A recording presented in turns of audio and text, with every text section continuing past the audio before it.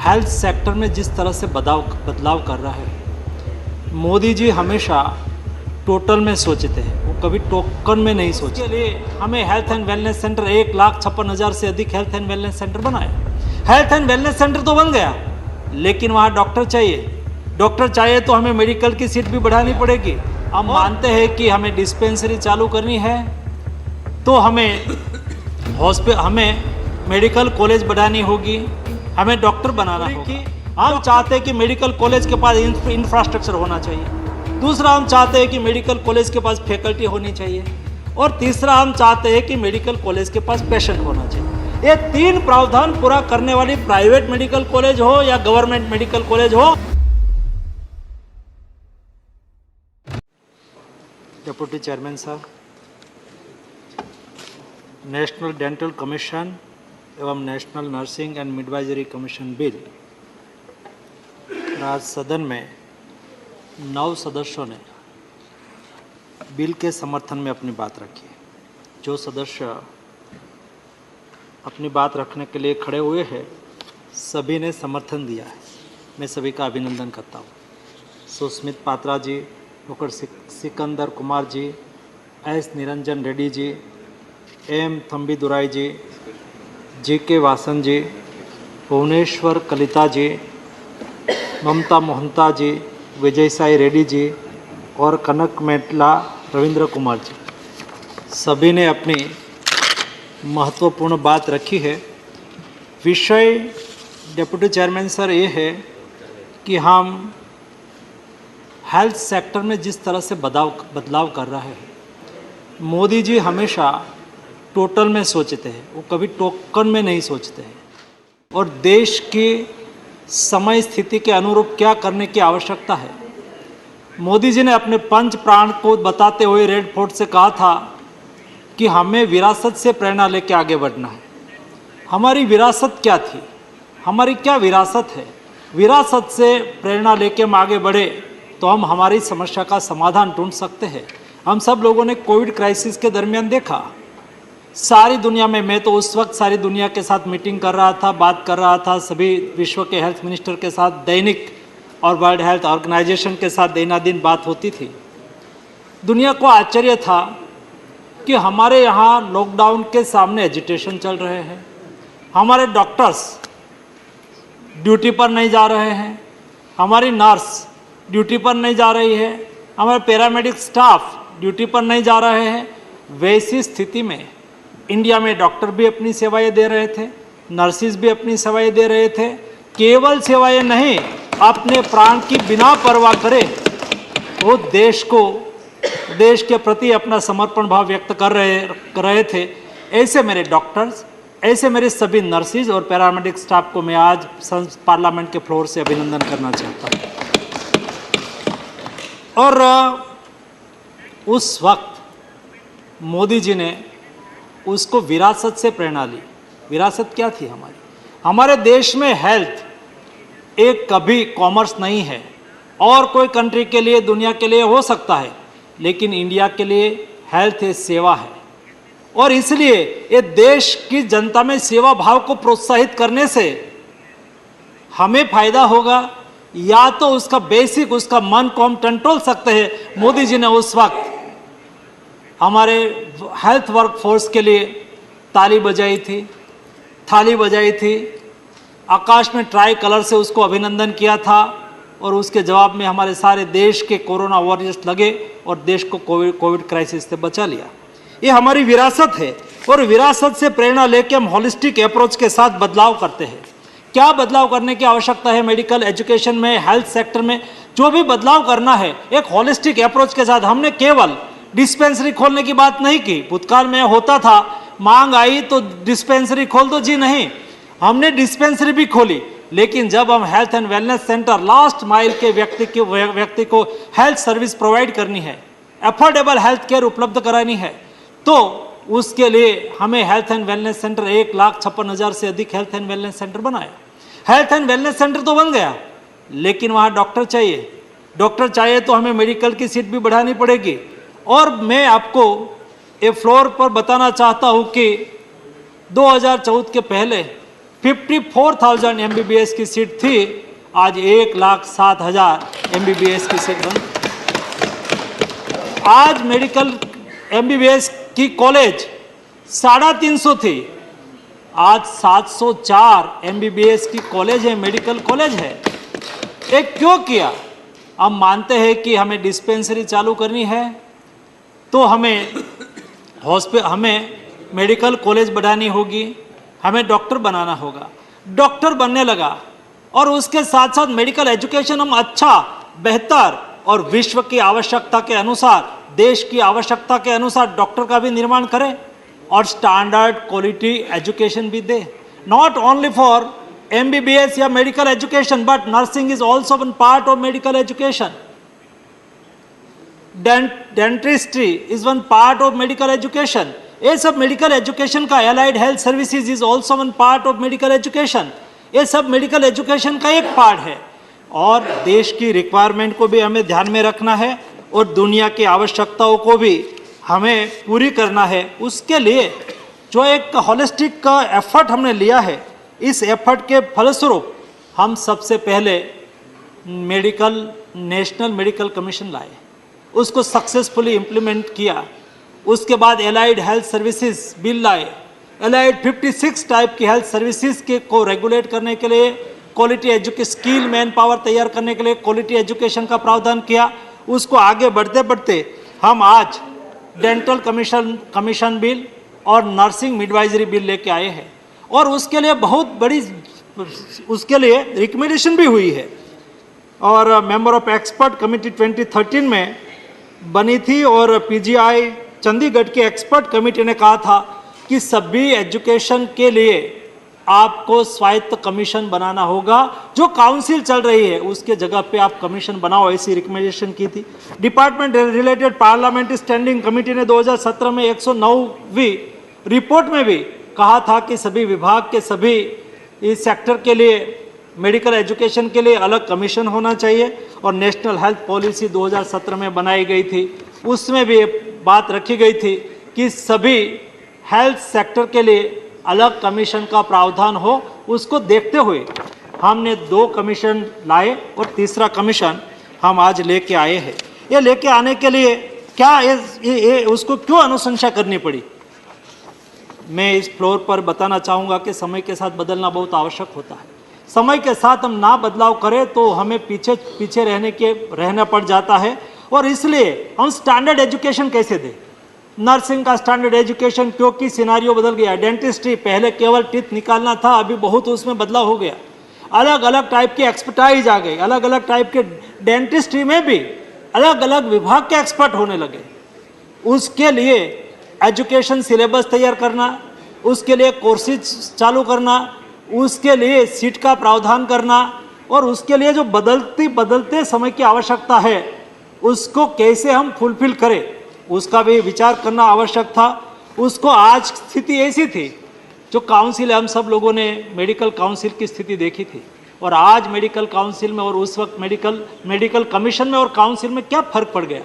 Council में जो लोग स्थापित लोग थे, कैसे भी करके इलेक्टेड होके आ जाते थे, 10-10, 15-15 साल से वही लोग इलेक्टेड होके आते थे, अपना ग्रुप बना लेते थे और स्थापित हित हो जाते थे। उससे बहुत मेडिकल काउंसिल की स्थिति बिगड़ गई थी। आज कमीशन के रूप में बेस्ट एडमिनिस्ट्रेशन हो रहा है।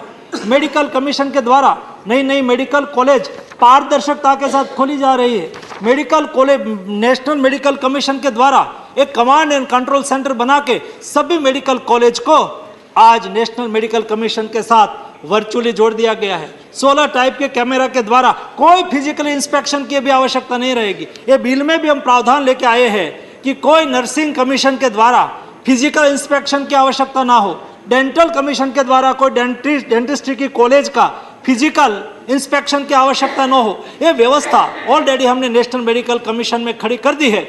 उसमें 16 कैमरा लगा हुआ है मेडिकल कॉलेज पर। ओपीडी कितनी आ रही है, पेशेंट कितने आ रहे हैं, दिखाई दे रहे हैं। रजिस्ट्री, ओपीडी रजिस्ट्री हो रही है, दिखाई दे रहे हैं। कितने पेशेंट और कितने इक्विपमेंट है, दिखाई दे रहे हैं। वहाँ हमें जाने की आवश्यकता ही नहीं है। आर्टिफिशियल इंटेलिजेंस के द्वारा हमारी मेडिकल कॉलेज को सूचना मिलने लगी है कि भाई आपके यहाँ ओपीडी कम हो रही है, आपकी इतनी ओपीडी होनी चाहिए, पप हो जाता है वहां पर, बढ़ाओ, लेकिन आपकी मान्यता रद्द होगी। ऑटोमेटिक वो वहां तैयारी करने लगेंगे। वहां ऑपरेशन नहीं हो रहा है, हमें पता चलता है यहाँ बैठे बैठे। हमारी आर्टिफिशियल इंटेलिजेंस के द्वारा कमांड एंड कंट्रोल सेंटर बता देता है कि ये मेडिकल कॉलेज में ये टाइप की सुविधा का अभाव है, इंफ्रास्ट्रक्चर आपका कम है, ये सारी इंफॉर्मेशन, आपका इंडोर पेशेंट कम है। तो ये मेडिकल कॉलेज से डायरेक्ट नेशनल मेडिकल कमीशन में इंफॉर्मेशन मिल रही है। दूसरा, जो लोग 10-15 साल से बैठे रहते थे वहां, उसकी जगह पे कमीशन बनने से, ये मिडवाइजरी नर्सिंग कमीशन में भी प्रावधान रखा है, डेंटल कमीशन में भी प्रावधान रखा है, केवल 4 साल से ज़्यादा वो नहीं रह पाएंगे। कमीशन की मुदत 4 साल होगी, उसके ज़्यादा कोई नहीं रह पाएंगे, ताकि पारदर्शिता आएगी। दूसरा, इंटरनेशनल स्टैंडर्ड के अनुरूप वहाँ एजुकेशन दिया जाएगा। आज ये प्रावधान ही नहीं है, क्लेरिफिकेशन ही नहीं है कि कौन सा काम किसको करना है, अंदर कमीशन में भी कोई क्लैरिटी नहीं है। उसका नतीजा भुगतना पड़ता है हमारी डेंटल कॉलेज को, हमारी नर्सिंग कॉलेज को। नर्सिंग सेक्टर में भी ऑनरेबल डिप्टी चेयरमैन सर, दुनिया बदल गई है, दुनिया की रिक्वायरमेंट बदल रही है। ये बदलती रिक्वायरमेंट को पूरा करने के लिए कोर्स, सिलेबस सभी में बदलाव करने की आवश्यकता है, और उसके साथ साथ इंस्पेक्शन की सिस्टम को बदलना है। आज एक ऐसी स्थिति मैंने देखी, एक बार मैं रिव्यू कर रहा था, तो इंस्पेक्शन करने वाले, नीति निर्धारण करने वाले और बांटने वाले, या तो एफिलिएशन कॉलेज को अप्रूव करने वाले वही होते थे। तो जो रूल्स, रेगुलेशन और प्रावधान होते थे, मैं प्राइवेट कॉलेज से रिप्रेजेंट कर रहा हूँ, तो मैं प्राइवेट कॉलेज के हित में ही वहाँ जो नीतियाँ बने उसके लिए प्रयास करूँगा। प्राइवेट कॉलेज के हम खिलाफ नहीं है, लेकिन उसका इन्फ्लुएंस वहाँ नहीं होना चाहिए। उसके पर उसको बैलेंस करने वाला आज कोई नहीं था। My self is health minister, but मेरा कोई कंट्रोल उसके ऊपर नहीं। एक काउंसिल तय करेगी, वो होगा, हम उसके ऊपर कंट्रोल नहीं करना चाहते हैं, लेकिन उसकी जवाबदेही तो होनी चाहिए, जवाबदेही सुनिश्चित तो होनी चाहिए। तो ये जवाबदेही सुनिश्चित करने के लिए कोई प्रावधान और कोई व्यवस्था ये दोनों काउंसिल में नहीं थी।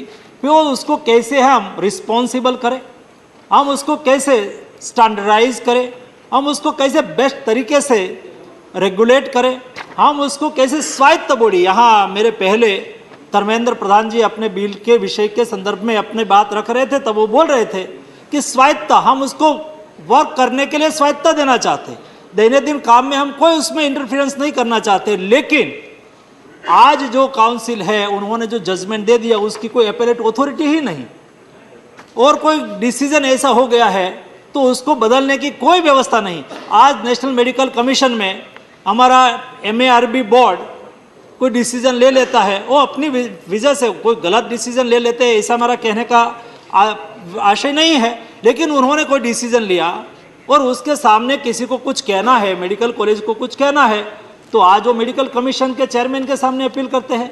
मेडिकल कमीशन के चेयरमैन से भी उसको सेटिस्फेक्शन नहीं हुआ तो मिनिस्ट्री में वो अपील करते हैं, और वहाँ से 3 स्टेप उसको मिल जाता है, बाद में ही उसको कोर्ट में जाने की स्थिति निर्माण होती है, ताकि कोर्ट का केस भी नहीं बढ़ता है। पहले ऐसी स्थिति थी, हर दिन हर मेडिकल कॉलेज कोर्ट में चली जाती थी।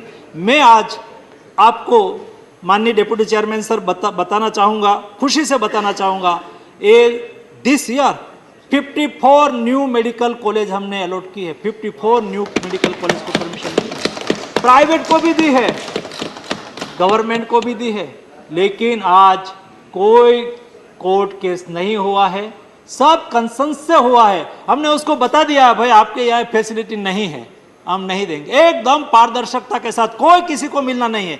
मैंने मेडिकल कॉलेज को, पहले तो ऐसा था कि मेडिकल कॉलेज लेना मतलब दूसरी तीसरी बात होती थी, हमने क्लियर किया। मैंने स्वयं ने एक बार सभी मेडिकल कॉलेज की मीटिंग करके कहा, कोई किंतु परंतु की जगह नहीं है, कोई बिचौलियों को ढूंढने की आवश्यकता नहीं है। आपने रिक्वायरमेंट पूरी की, हम चाहते हैं कि मेडिकल कॉलेज के पास इंफ्रास्ट्रक्चर होना चाहिए, दूसरा हम चाहते हैं कि मेडिकल कॉलेज के पास फैकल्टी होनी चाहिए, और तीसरा हम चाहते हैं कि मेडिकल कॉलेज के पास पेशेंट होना चाहिए। ये 3 प्रावधान पूरा करने वाली प्राइवेट मेडिकल कॉलेज हो या गवर्नमेंट मेडिकल कॉलेज हो, आप खुशी से आइए, भारत सरकार आपको अप्रूवल दे देंगे। आज 54 न्यू मेडिकल कॉलेज को अप्रूवल ये साल में दिया गया, क्योंकि हम देश में हम नहीं चाहते हैं कि यहाँ इस तरह से हम रेगुलेट करके रखें मेडिकल एजुकेशन को, नर्सिंग एजुकेशन को, डेंटल एजुकेशन को, ताकि हमारे स्टूडेंट को विदेश जाने की नौबत आए। हमारे प्रतिवर्ष हजारों की संख्या में हमारे स्टूडेंट विदेश पढ़ने के लिए जाए और वहाँ खर्च करे, वहाँ एजुकेशन क्वालिटी कैसी है नहीं है उसका मैपिंग हम यहाँ बैठ के तो नहीं कर सकते हैं। और हमने कोविड क्राइसिस के दरमियान यूक्रेन की स्थिति देखी, जब मुझे मेल आने लगा कि हम यूक्रेन और रशिया का युद्ध चालू हो गया है, हम यहाँ फंसे हुए हैं, हमें यहाँ से बाहर निकालिए। और मैं बात माननीय प्रधानमंत्री जी के सामने रखी तो प्रधानमंत्री जी ने कहा कि केवल यूक्रेन में ही नहीं होंगे, दुनिया के देशों में कितने हमारे स्टूडेंट पढ़ते हैं, मेडिकल एजुकेशन में है। तो पता चला कि 60,000 स्टूडेंट विदेश में पढ़ रहे थे। और उसको कोविड के दरमियान और यूक्रेन क्राइसिस के दरमियान ये स्थिति में मोदी जी ने वापस लाने की एक बहुत बड़ी मुहिम ऑपरेशन चलाया और हमारे सारे स्टूडेंट को वापस लाए। तब पता चला कि इतनी बड़ी संख्या में हमारे स्टूडेंट विदेश में पढ़ते हैं। क्या हम हमारे देश के युवाओं को इंडिया में अपॉर्चुनिटी नहीं दे सकते? क्या हमारे स्टूडेंट यहाँ पढ़े, हमारे ट्राइबल विस्तार के, हमारे एस्पिरेशनल डिस्ट्रिक्ट के स्टूडेंट युवा उसको एस्पिरेशनल डिस्ट्रिक्ट में एजुकेशन लेने का अवसर मिले, हमारे एस्पिरेशनल डिस्ट्रिक्ट में काम करने वाले या तो एस्पिरेशनल डिस्ट्रिक्ट में रहने वाले हमारी युवतियों को नर्स बनने की अपॉर्चुनिटी मिले। उसके लिए क्या करना चाहिए? और हमने लगभग ज़्यादा डिस्ट्रिक्ट में मेडिकल कॉलेज चालू कर दी है और आगे मेडिकल कॉलेज हम बढ़ाते जा रहे हैं। और उसके साथ नर्सिंग कॉलेज भी, नर्सिंग एक बहुत बड़ी अपॉर्चुनिटी है। आज देश में यहाँ बात हो रही थी कि डेंटिस्ट, ये हमारा सॉफ्ट पावर है, उससे हम दुनिया की सेवा भी कर सकते हैं और आजीविका भी कमा सकते हैं। हम भली भांति समझते हैं। आज हमारे केरला की नर्सिस, आज हमारे भारत की नर्सिस, आप अमेरिका में जाओ, कल्पना ही नहीं कर सकते भारत के डॉक्टर और भारत के नर्सिंग के बिना वहाँ का हेल्थ सेक्टर पूरा हो सकता है। जी नहीं, आज अमेरिका की 8% नर्सिस इंडियन नर्सिस है। आप गल्फ कंट्री में चले जाओ, गल्फ कंट्री में ज़्यादातर हमारा हेल्थ वर्कफोर्स इंडियन है। और आप केरला में चले जाओ, केरला की जो आपको समृद्धि दिखाई दे रही है, वहाँ बहुत बड़ी ज़्यादा इंडस्ट्रीज नहीं है, लेकिन लोगों का परचेज पावर ज़्यादा है, क्योंकि हमारे लोग वहाँ से दुनिया में जा रहे हैं, नर्सिंग के रूप में, पैरामेडिक स्टाफ के रूप में अपनी सेवाएं दे रहे हैं, दिरहाम और डॉलर में पैसा कमाते हैं और अपने वतन में वो पैसा भेजते हैं, ताकि हमें वहाँ हमारी समृद्धि दिखाई दे रही है। ये समृद्धि को एनकेस करने के लिए देश में नर्सिंग की संख्या बढ़े, हमारी रिक्वायरमेंट पूरी हो। हील बाय इंडिया, हम इंडिया के द्वारा दुनिया को स्वस्थ रखना चाहते हैं। हील बाय इंडिया के तहत वो दुनिया में भी अपनी सेवा दे सके। उसके लिए आज नर्सिंग सेक्टर में भी सिलेबस बदल रहा है। दुनिया की क्या डिमांड है? दुनिया में आज विश्व के यूरोपियन देश, जापान, वहाँ से डिमांड आती है कि हमें इंडियन नर्स चाहिए, क्योंकि Indian peoples are polite and peace loving. India के लोग पोलाइट होते हैं, पीस लविंग होते हैं, और इसलिए दुनिया चाहती है कि इंडिया के मेन वर्क फोर्स हमारे यहाँ आए। जापान ने कहा कि जापानीज लैंग्वेज हमें सिखानी है और हमारी नर्स यहाँ से तैयार हो, जापानीज लैंग्वेज में तैयार हो। और उन्होंने आग्रह रखा कि नॉर्थ ईस्ट से हमें नर्सिंग वर्क फोर्स मिले तो अच्छा है। और मैं इस सदन को बताना चाहूँगा कि हमने असम की 3 नर्सिंग कॉलेज में जापानीज लैंग्वेज पढ़ाना चालू कर दिया और हमने डिसीजन लिया है कि सभी हमारी नर्सिंग कॉलेज है, वहाँ नर्सिंग कॉलेज में सेकंड लैंग्वेज के रूप में 5-6 लैंग्वेज हमने आइडेंटिफाई की है। ये 5-6 language, French language, German language, Japanese language,